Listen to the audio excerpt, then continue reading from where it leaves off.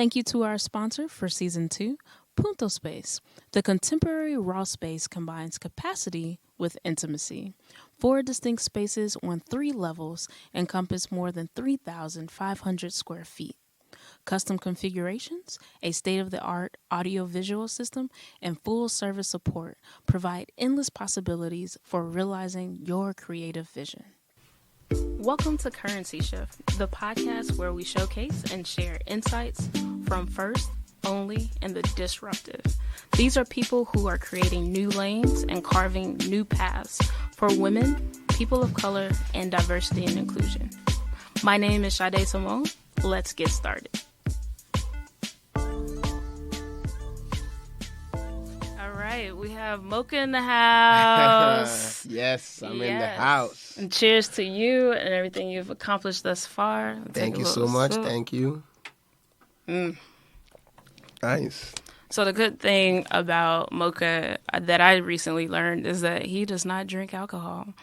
So we are toasting and celebrating with some sparkling orange water, which is really tasty, actually. Oh, man. Staying on the healthy side. So, Muoka, take this moment and just tell us a little bit about who you are and a little bit about Muoka Mill's experience. Well, my name is Muoka. I go by my last name. Muoka is actually my last name because my first name is a little bit complicated. This goes by Chukweloka. And so Muoka just stuck around based on me speaking to various people. However, right now I'm in the technology scene, cryptocurrency. In regards to Bitcoins, I'm a technology manager. And so what I do is I interview various engineers in the industry and partner with various CTOs to figure out how we could scale from an organization standpoint and how we could build out various platforms. So that's what I do as a professional career. Mm-hmm. However, in regards to the entertainment side of things, we have a company called the Muoka Mills Experience. Pretty much what we do is we represent Afrobeats on various platforms, and not just Afrobeats, all kind of music, but we're majority Afrobeats because we have a team, a collective of various individuals who bring various skills in regards to what we are looking to do. And so we've been doing very well. It's been growing and we're making a lot of noise in regards to the entertainment industry, especially in New York overall. All right, very nice. We could nerd out for a minute about the cryptocurrency and Bitcoin. Yeah. I like that aspect of tech. But we're just going to focus on you and what you're doing with the Muoka Mills experience. Okay. But before we jump and dive deeper into that, let's take 5 steps back and help the audience understand, when you were younger, what were some of your childhood aspirations and dreams? Well, when I was younger, I always wanted to be a lawyer. I think growing up in an African household, we have various professions that your parents push you towards, whether it's being a doctor, lawyer, engineer. Yeah. And so I wanted to be a lawyer. But then as I grew older, I realized that I didn't like to read as much. And that wouldn't make sense for me if I wanted to be a lawyer. So I eventually ventured into business, finished high school, went into college, studied business management. And then as I grew older, I realized I was actually good in business. And then I started learning more about the industry. And then eventually I'm stuck in the business realm, just trying to be an entrepreneur and figuring out how I could leverage my skill sets and my passion in regards to making stuff happen. Now, in our season 1, we had a few guests that had the same experience growing up with their parents wanting to isolate them into engineering, law, or being a doctor. Yeah. How did your parents adjust to you going the business route and then it ultimately ended up in the tech sphere? Because you have your MBA, right? Yes. Okay. Yes, my parents are very educated. My dad has a PhD. My mom has a master's. She's actually a college professor at big schools in New York. And so for me, they're very flexible. They understand as long as you have passion for something, you should go for it. They're not just stuck with the old traditions that most African households have, whereby this is what you need to do. So as long as you have a plan and you're very passionate about the plan, they always encourage you to go for it. I know earlier it was a bit rough because when we were in Nigeria, I lived in Nigeria for a long period of time. We was in Nigeria, and so based on how the industry is shaped in Nigeria, they want you to have something sustainable that at least you Yeah. could really use to provide for your family. And so I was in that space. That's why they encourage us to make sure we study and make sure we go into one of those fields that you could make a lot of money from, especially being in that economy. However, as we grew older and we migrated over here to the U.S., so things started changing and them being more open-minded in regards to going into different fields became. That's really good. So, from the business and being in the Bitcoin industry and everything, like, where essentially did Mocha Mills, the experience, come from? Like, how did that? Because that's two different Yeah. different industries. Well, it started. I think 2 years ago, 2.5 years ago. So I was never into the entertainment space. I didn't like partying, but in college I was always popular in regards to knowing everybody because I played sports in college. So when I got back from college, I had a friend who was in the entertainment scene. He was a DJ. So people knew me in the business world because I was managing people at that point. I was doing various things, and someone said, "Why don't you manage this person?" I don't know if you're familiar with a guy named Okros Omezie. Oh yes, Yeah. we hung out a lot in New York. I know the crew. Yes. Yes, so Maisie, he's a DJ, and so I was always around him, seeing what he did as a DJ and just meeting people around him. And so he met a guy who we went to the same church with, called DJ Don. So he said, "Moka, why don't you just manage this guy? He's very talented. You could use your managerial skills to actually help him grow as an individual and leverage his talent more." So at that time, I wasn't really thinking too deep about it. And then I had a conversation with him because we were in the same church. And then he told me he wanted to be a DJ. This is what he's looking to accomplish. I said, okay, we could see what we could do with this. So in regards from the business side of things, I was helping him do the negotiations. Because, when you're in entertainment space, some people don't know how to do the corporate side of things. So when he had events, he didn't really want to have the conversation of figuring out the price, figuring out how to deal with various people. He just wanted to focus on his talents because that's what his gift is at. Right. So we started from there. We started growing, and then I came across another DJ Booker, who's DJ Don's cousin. So he saw how we operated and we were doing very well. So we brought him on board because at that point we were getting a lot of events on DJ Don. So he was getting a lot of bookings. So we needed to outsource some of those bookings to someone else. Yeah. And DJ Booker was already a household name in the community and the scene at that point. So we brought him on board and it became easier. So when I got to a position whereby I was having a lot of bookings from both DJs, so I said, it makes no sense someone coming to me and saying, "Oh, I want DJ Don," or someone coming to me and saying, "I want DJ Booker." So why don't we just create an entertainment brand? So they come to that entertainment brand, and if they need a DJ, we could use either one, or we could have someone who's available at that time. How long did it take for you to get to that point where you said, all right, let's create a brand? Because it sounds like a lot of these connections that you made are through one person knowing another person knowing another person. Is that correct? Yes. So now that you're building it, you have it. How long did it take for you to see, okay, this could really be like a true business adventure? Yeah, because at that point, managing two DJs was very difficult. I don't think people could trying to grow two DJ careers is a difficult thing at that point. So I figured, so if I'm reaching out to various event organizers and people that do various content and pitching to people, it's going to be very difficult. But if I pitch one brand, one sort of brand, it's going to make things a lot more easier where that when they come in contact with us and we start having a conversation, it's easier to use any other DJs or position both DJs to be at those events. Okay. So that's sort of the idea that came about it. So I was thinking about it and I spoke to them. I said, this is what I'm looking to do, to have this entertainment brand whereby, so if I'm reaching out to event curators and people that do various events in the community, it's easier for me to pitch and have us on board with those events rather than saying, "Oh, I have DJ Booker or I have DJ Don." So it's not gonna look right trying to pitch two DJs always at the same time or trying to grow their career. So we say, let's just have a home base, and so from that home base we could grow each other DJs' careers from there. So throughout growing, how did you figure out what your niche would be? Well, how did I figure out what our niche? Our niche is pretty much because sometimes when I go to events, I look at the operations from an event standpoint, how events are being handled, and I noticed that most event curators are all about the money.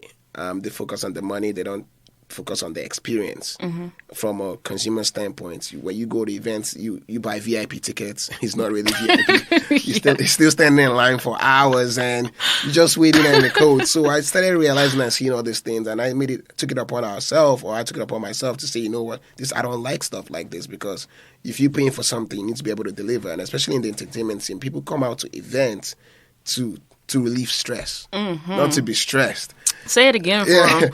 So that's thinking about that. So I say, well, you go out to events, you want to relieve stress, you want to have a good time. That's sort of the focus about having an event, not just all about the money.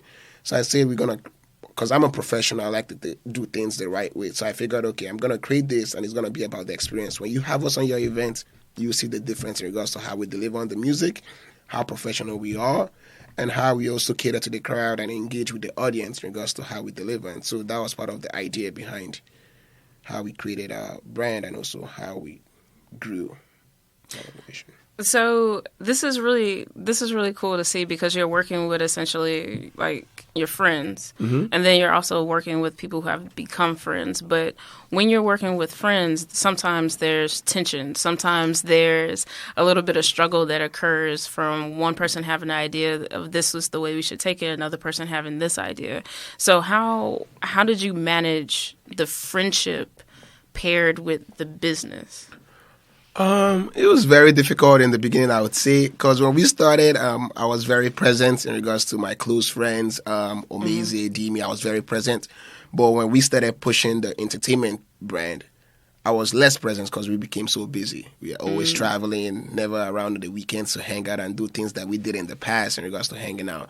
So it became, but my friends understand me and know that when I'm doing something, it's for a reason, and it's always going to be beneficial to us as a whole. Just know my character as an individual. So they trusted me in that light. However, when it came to decision making, we always have a conversation. Okay, how can we do things better? If you have an idea, bring it to the table and we evaluate it.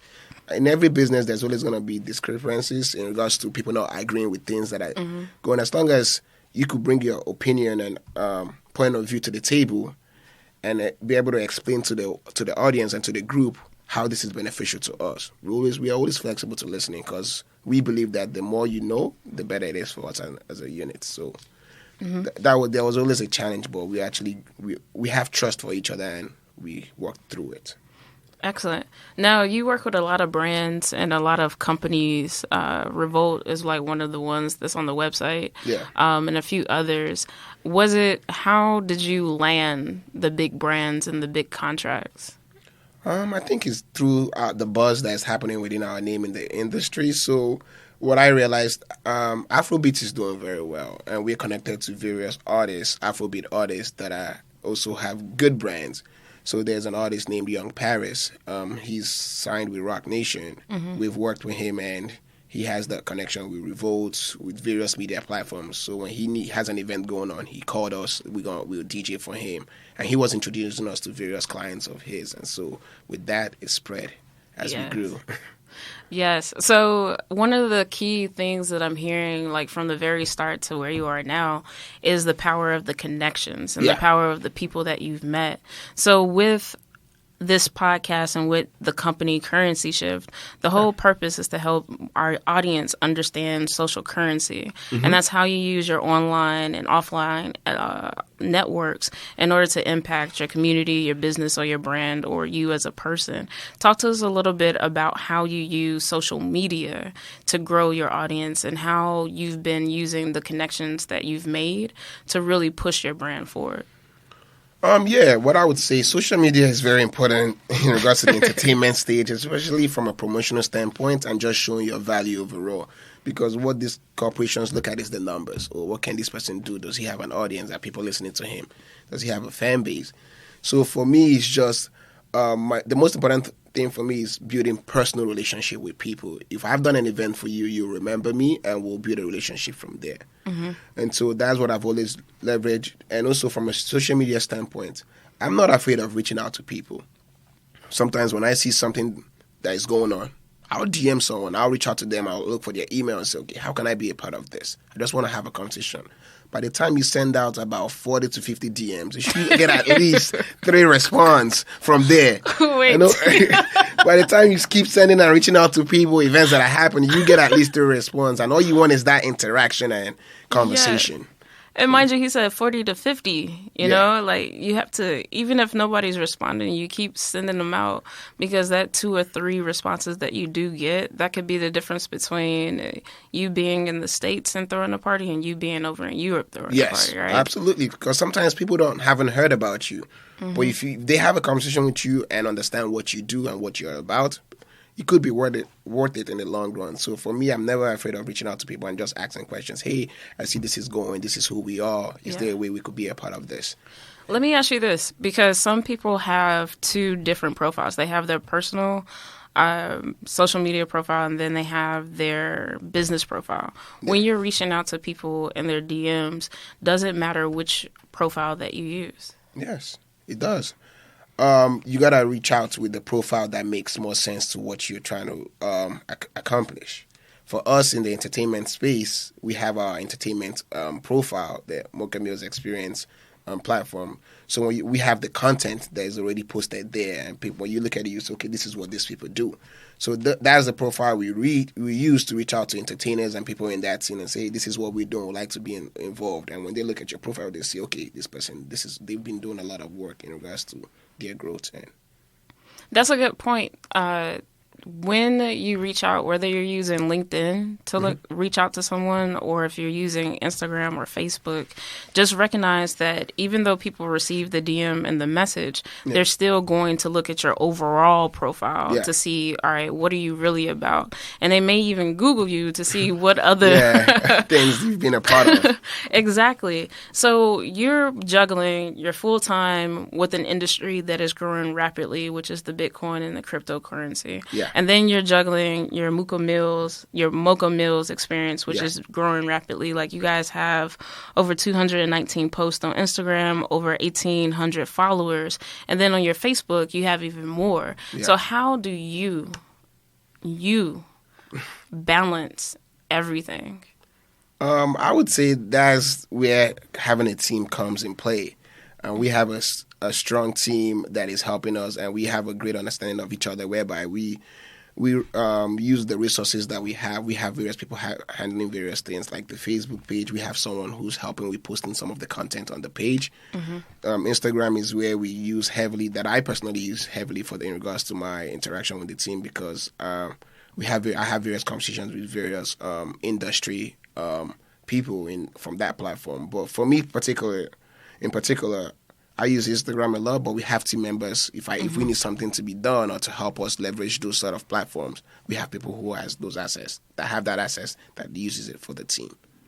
Do me a favor, because I really want people to understand your passion behind this business venture. Talk to us a little bit about why you chose this particular path. Why, in regards to entertainment? And in regards to the Muoka Meals experience, like, why is it important to spread the noise and spread the knowledge about Afrobeats? Why is it important to help out with the DJs in this field? Like, why is that important to you? For me, I've always been around music. I enjoy music overall, right? Mm-hmm. And when you hear good music, it helps you. It's a certain type of feeling. It was important to me. Afrobeats is doing well. Being in the United States and going to private school, I wasn't exposed to a lot of Afrobeats while I was in college. It was more of pop music. And hip-hop. Yeah, hip-hop, sort of that genre. So coming back to New York and I realized, okay, Afrobeats is making a little bit of a wave, but it's not out there the way it should be. And even if it's out there, it's not being represented well, especially from an event standpoint. When you do events and people come, they don't get a full experience of what the Afrobeats industry is all about. So for me, I realized, okay, this could be a niche for us, whereby it's actually getting a little bit of buzz. Why don't we position ourselves in this market to represent the Afrobeats community? So, and also having the DJs with the talent made the job a lot more easier, whereby if I could make a call and we're on a platform, the DJs would deliver and always represent the team in a very professional way. So for me, I'm very passionate about doing things the right way. If I'm involved in something, I want to do it right. So starting off with the DJ and seeing how we started growing, I said, okay, we could be better. How can we be better? Adding more team members to help with various things because it became too much. I had my full-time job. I'm like, I can't do this. I can't travel. I can't be here. And so for me, I started saying, okay, who can we bring on board to help us in regards to accomplishing our goals, in regards to what we want to achieve. So we started bringing various people, and we are still going to grow. This year, we plan on adding maybe additional team members that will help us with different aspects of what we're looking to. Yeah. And so when you were going through the juggling, you realized the strain and recognized that, okay, we need to bring some people on. Before you got to the point where you said, okay, we need to bring some people on, how are you dealing with those tough times? Like, who are you really leaning on when you were in that section of the struggle? I would say is having everything. Conversation could always solve everything. That's my opinion in regards to life. If you have a conversation and a true understanding and respect, a lot can be accomplished that you can resolve a lot of issues. People don't like to have conversation, and pride always comes in play. Oh, you know what? I don't have to be doing this. You the DJ or you the this. I don't have to do this. You know what? I'm done. People always give up during the tough times, but I think conversation is very important. So whenever something is going on, we always communicate with each other. I could say, for an example, I could reach out to the DJ and be like, okay, we need to be here. And the DJ is like, no, I have this. I'm like, oh, I already have this event confirmed. We have to be there. We've signed the contract. So having those conversations and keeping everybody up to date in regards to what's going on. And for me overall, I always spoke to various people in the industry when I'm having challenges because I was new in the industry. I had people like Duke. Duke is a big event organizer and curator in the Afrobeat scene. I have just various people that I speak to just to get their opinion. This is what's going on. How can we do better? And they always give you advice. Okay, you guys could do this, or you could focus on this. And with that, speaking to people, having conversations, and also bringing that conversation within the team is what actually helped me during those tough times. I like that where you say people run away from conversations, and that's really important to have the conversation. I know a lot of people are not. What's the word? They run away from conflict. Yeah. So I can't think of the word that I'm thinking about, but I like the fact that you're saying, like, have the conversation and that'll push the ball forward no matter what. You can solve anything through the conversation. And I like the fact that you're focused on always doing better. Yeah. So you're never comfortable. Is that correct? Yes, I'm a perfectionist. Everybody knows me. When you see me at an event, you'll be so shocked because I don't speak to a lot of people. I'm focused in regards to us delivering and what we have to do. And so having a conversation and always being focused and also being in that mindset is what I'm all about. Yes. So given your success overall, like, how do you celebrate the small wins? The small wins. Do we even have time to celebrate? Do we have time to celebrate? I mean, it's also, how I would say we celebrate is we keep encouraging each other, and we also have this conversation showing our growth. We talk about our growth. Oh, remember last year, we used to be in line for events. Right now, when we go to a club in New York, we go in through the back door. We just go straight in. We've grown into that space whereby our name is known in the community and things are a lot more easier. So we talk about the struggles that we had in the past and how far we've come. And also, we all hang out with each other. We buy stuff based on the revenue that we're getting from the team. We encourage each other. We have a team that have a great understanding and an amazing relationship. So that's how I would say we celebrate. And also by keep succeeding is also how we celebrate. The more we accomplish, the more it's a celebration for us. It shows that we're actually doing something. Yes. Yeah. This is all very good. It's all very exciting because I remember when you guys were in Gary's apartment and y'all had y'all were trying to build it from the very jump. Yeah. I was like, wow, I have to keep my eye on this because I just saw like the hunger and the grit.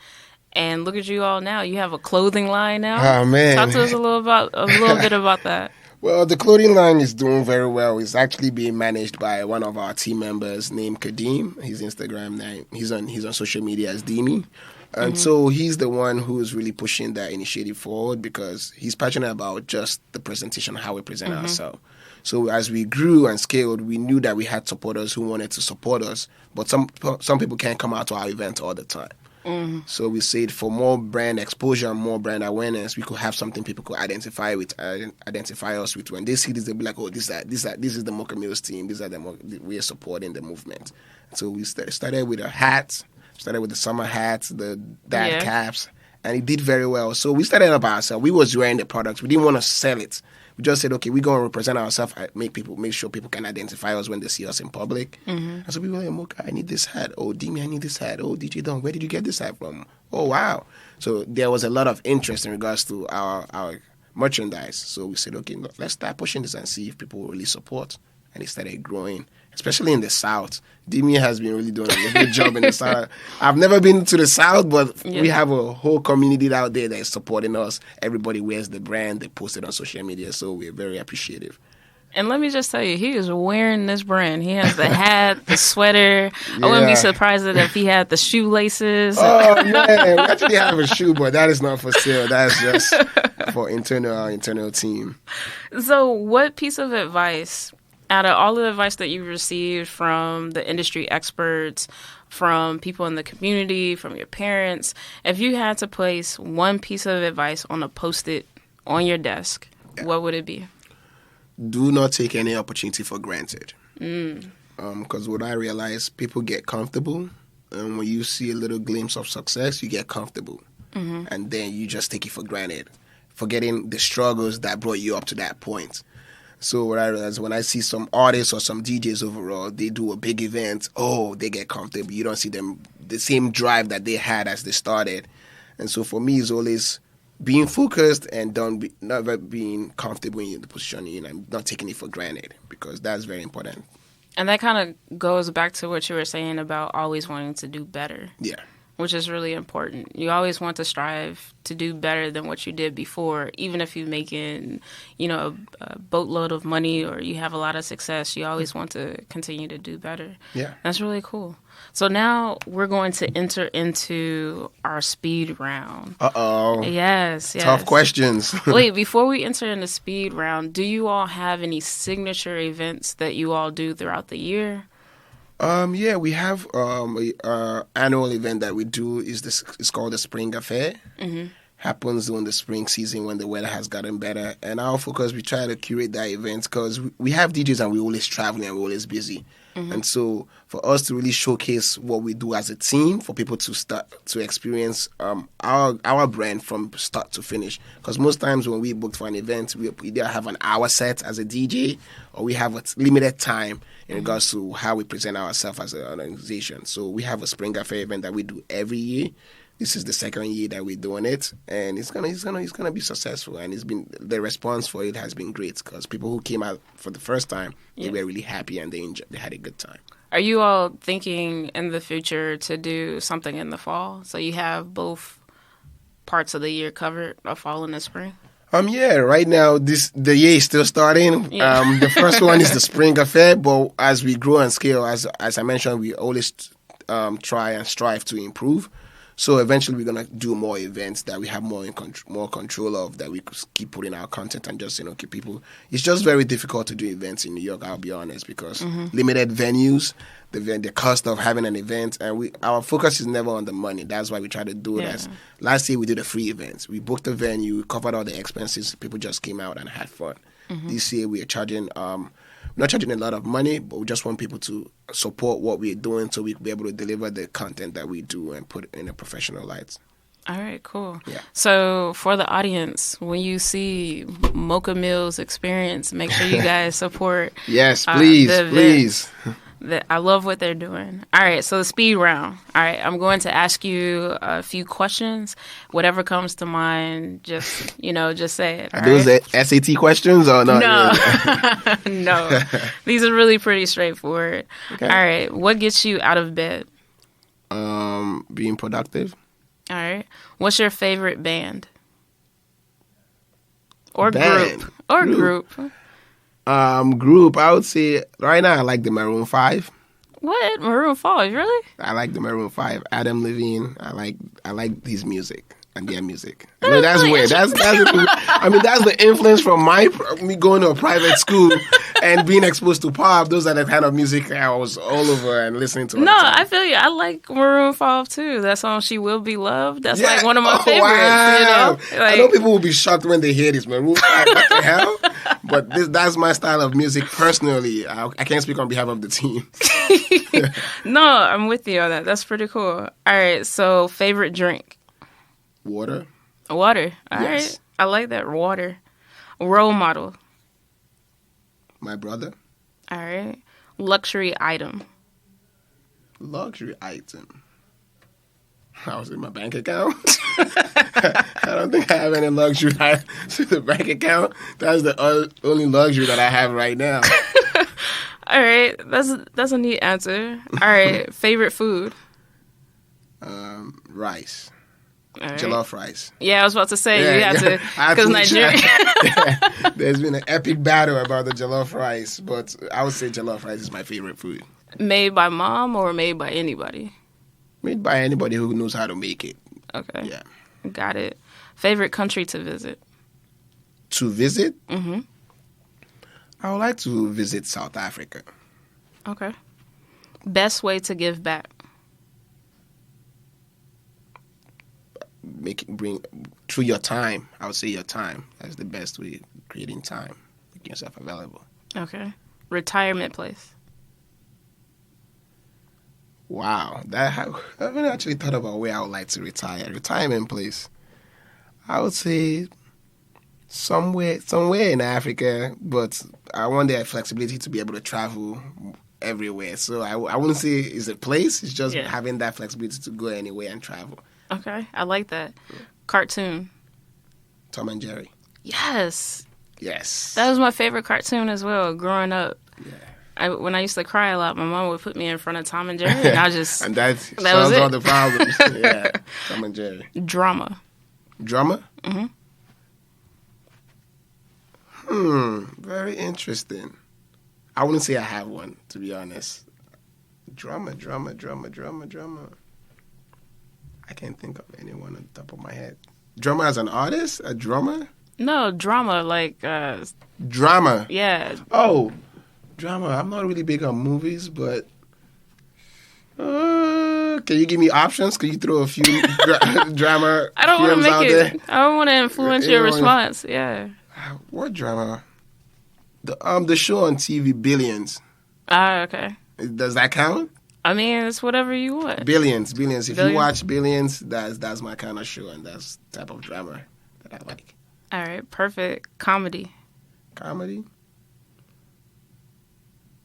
I would just mention comedian. Everything that they do is what I enjoy. Martin Lawrence and Will Smith. Okay. Are you going to see Bad Boys? What is it, 3? Bad Boys 3, when it comes out, I'm excited for that as well. Yes, just to see how they recreated. They're older now, Yeah. how it evolves, how they could still move the same way. I just want to see that. All right. What is happy? What is happy? Mm-hmm. Oh, happiness for me would be seeing all my friends accomplishing what they strive to accomplish, and us being successful as a unit, and just seeing how far we've come as a group, as an organization, and just been able to give back to our parents and just to our loved ones to say, okay, all the hard work that was invested in us paid off. All right, perfect. Yeah. Well, that's a wrap for us with Currency Shift entering the great Muoka Mills experience. Yeah. Is there anything that you want our audience to know? What I would say is, in regards to entertainment and just overall as an individual, building relationships is very important. I realized I learned that the hard way, because normally I like doing things on my own because I know I had control of it. But as I grew older and faced various challenges, I realized building relationships is very important, because if something is going on, people could rely on me, people could call me based on those relationships that I've built. And so for me, always be determined, always be focused, have a strong understanding of what you want to accomplish and what you want to do, and make sure you build relationships during that process, because you never know when you will need someone to help you accomplish those goals. That's very true. Yeah. And tell the people how to follow you and get in contact with you. On social media is especially on Instagram, at Muoka Mills EXP, so MUOKA MILLS EXP. And that's mainly our name on all social media platforms, Twitter, Facebook. And we have our website, www.mokamillsexp.com. So you can find us, reach out, let's have a conversation. All right, pleasure. It's been a pleasure having you on the show. Thank you. Thank you so much. Thank you. It was great. Thank you to our sponsor for Season 2, Punto Space. The contemporary raw space combines capacity with intimacy. 4 distinct spaces on 3 levels encompass more than 3,500 square feet. Custom configurations, a state-of-the-art audio-visual system, and full-service support provide endless possibilities for realizing your creative vision. Thank you for joining the conversation. To learn more about Currency Shift, go to currencyshiftnow.com. If you feel as though you fit the criteria as the first, the only, or the disruptive, send us an email, info@currencyshiftnow.com. Until next time, keep pushing, stay motivated, and stay encouraged.